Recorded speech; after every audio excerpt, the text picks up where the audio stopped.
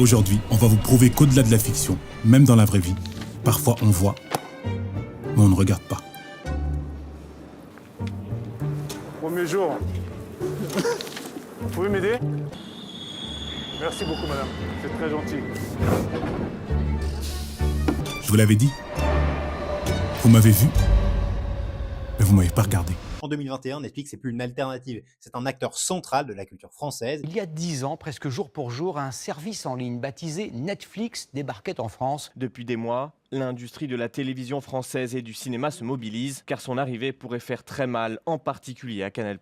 Une concurrence qui inquiète producteurs et interprètes, car Canal+ est le premier financeur du cinéma français.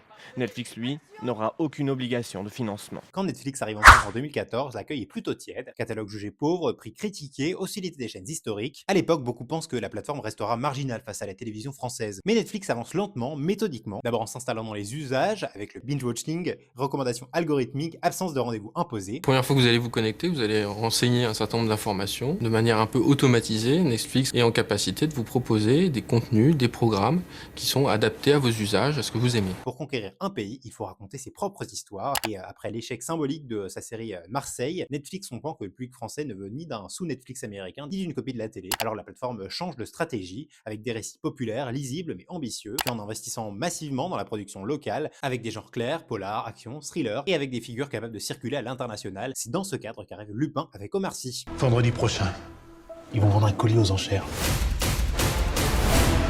On va le voler. Vous entrez balayeur et vous sortez millionnaire. Des questions? Ouais. Et pendant que nous on risque notre peau, toi tu fais quoi? Moi, j'achète le colis.